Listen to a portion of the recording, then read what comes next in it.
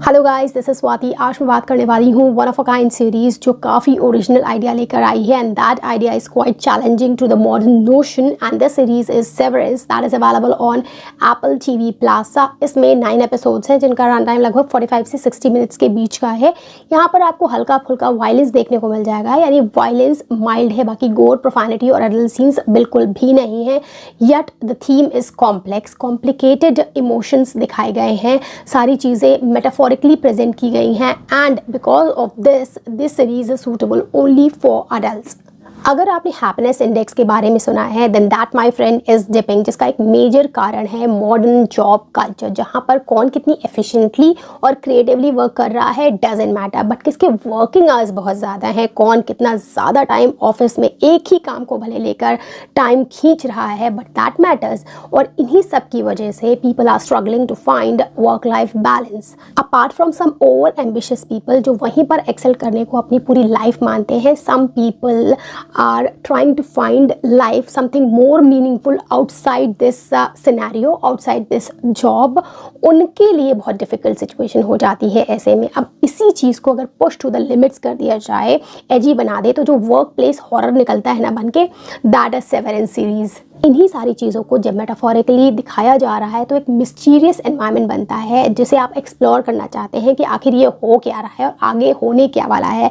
बहुत ही unique concept है। हाँ, सीरीज़ आपको 1 से 6 एपिसोड तक काफ़ी खींचेगी, यानी स्लो बर्न थोड़ी ज़्यादा है, मेरे लिए भी इंटॉलरेबल हो रही थी, लेकिन एंड में जो कुछ निकल के सामने आता है that makes this series 9.5 out of 10।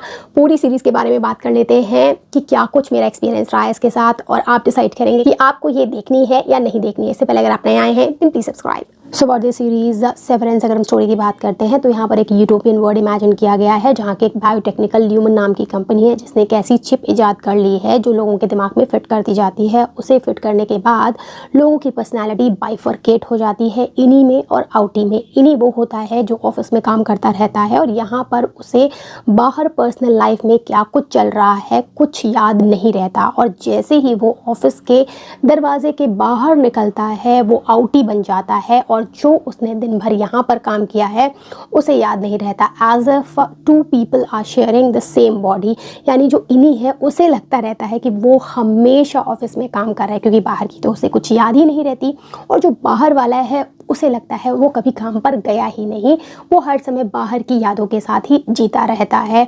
यहाँ पर शुरू में 3 इन्हीं दिखाए गए हैं, इरविन, मार्क और डिलन, जो किसी पीटी नाम के कैरेक्टर के बारे में बात कर रहे होते हैं कि उसने जॉब छोड़ दी है, वो बाहर चला गया है। अब एक दिन अचानक मार्क के आउटी को, जिसको अंदर की प्रोफेशनल लाइफ के बारे में कोई खबर नहीं है, उसके पास पीटी नाम का कैरेक्टर मिलने के लिए आता है और कहता है कि हम बेस्ट फ्रेंड्स हुआ करते थे अंदर और मैंने जॉब छोड़ दी है और वहाँ कुछ षड्यंत्र चल रहा है, और बहुत सारी मिस्टीरियस बातें उसे बताता है जो मार्क को पूरी तरीके से समझ में नहीं आती क्योंकि वो तो पीटी को पहचानता ही नहीं है। हलचल तब शुरू हो जाती है जब हेली नाम की लड़की वहाँ पर काम करने के लिए आती है, यानी इन्हीं के फॉर्म में आती है, और वो वहाँ पर बिल्कुल भी रहना नहीं चाहती। वो हर एक कोशिश करती है यहाँ से भाग निकलने की। अचानक एक दिन उसका एक वीडियो आता है उसी के आउटी का, हेली का, जो उसे कहता है तुम्हें अंदर ही काम करना पड़ेगा, तुम्हें किसी भी तरीके से यहाँ से एग्जिट नहीं मिलेगी। हेली निराश हो जाती है और वो रेडिकल स्टेप्स ले लेती है। इसके बाद आगे बढ़कर जब हेली की मदद करने के लिए लोग आते हैं तब उन्हें शॉकिंग और सरप्राइजिंग चीज़ें पता चलने लगती हैं। यहाँ पर दिखाई गई बॉस मिस हार्मनी कोबल बहुत नासचक आपको लगने वाली हैं, वियर्ड कैरेक्टर हैं, वो कुछ ऐसा करती हैं जिससे लोगों की स्पिरिट ब्रेक हो जाती है।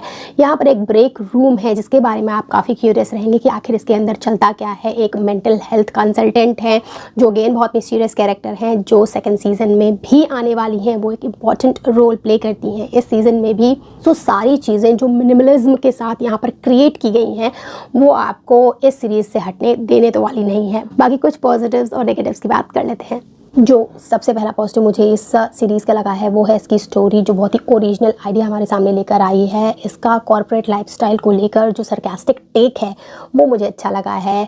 अच्छे खासे सिंबलिज्म हैं, एनेक्डोट्स हैं जो आपको अगेन इम्प्रेस करने वाले हैं। डायरेक्टर ने एक यूटोपियन वर्ल्ड इमेजिन किया है जो काफ़ी प्रोवोकेटिव है, आपको आपके अनकंफर्टेबल जोन में ले जाता है, यट आपको थ्रिलिंग लगेगा, एंटरटेनिंग लगेगा। सेकेंड पॉजिटिव, सीरीज़ में ओरिजिनलिटी बहुत है, आपको काफ़ी क्रिएटिव और आर्टिस्टिक लगेगी कॉज इसकी क्रिएटिव टीम ब्रिलियंट है, जिसे मल्टीपल एमी अवार्ड्स नॉमिनेशन मिले थे। इसका जो टाइटल सीक्वेंस है और म्यूज़िक है वो वन ऑफ अ काइंड है। आपने मल्टीपल शोज़ देखे होंगे लेकिन इसका जो सीक्वेंस है वो आपके जहन से जल्दी उतरने वाला नहीं है और इससे एमी अवार्ड से नवाजा भी गया था।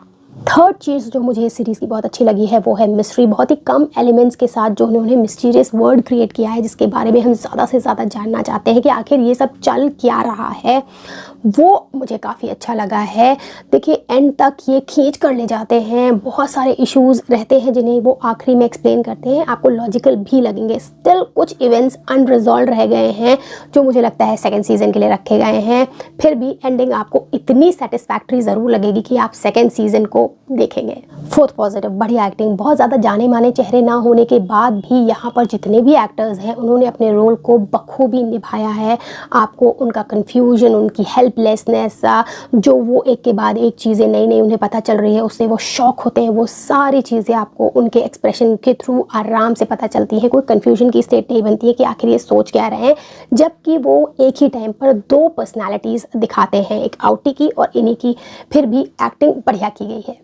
अब अगर हम ड्रॉबैक्स की बात करते हैं तो देखिए इसके पहले से लेकर छठे एपिसोड तक आपको ऐसे खींचा जाएगा कि आप पागल हो जाएंगे, आपको क्लॉस्ट्रोफोबिया फील होने लगेगा कि आप भी इन किरदारों के साथ वहीं पर बंद हैं और आखिर चल क्या रहा है, आप इस मिस्ट्री से निकलेंगे कब, ऐसा फील होने लगा था। एटलीस्ट मेरे लिए तो ऐसी सिचुएशन हो गई थी। लेकिन एंड में जो इन्होंने किया है 7th, 8th और 9th एपिसोड में, उससे मेरे सारे गिले शिकवे दूर हो गए हैं। बहुत बढ़िया एंडिंग इन्होंने दी है। सेकेंड सीजन के लिए इन्होंने हमें बिल्कुल तैयार करके रख दिया है। स्टिल आई वुड से जिन्हें साइकोलॉजिकल थ्रिलर तो पसंद है लेकिन वो स्लो बर्न से गुरेज करते हैं, वो इससे कृपया करके हाथ भी ना लगाएं। बाकी मुझे इस सीरीज़ ने पहले 6 एपिसोड तक बहुत परेशान किया था। स्टिल मैं इससे इतना बंध गई थी कि मुझे जानना ही था कि आखिर ये हो क्या रहा है, और एंड में मुझे वैसी ही सेटिस्फैक्ट्री एंडिंग भी मिली।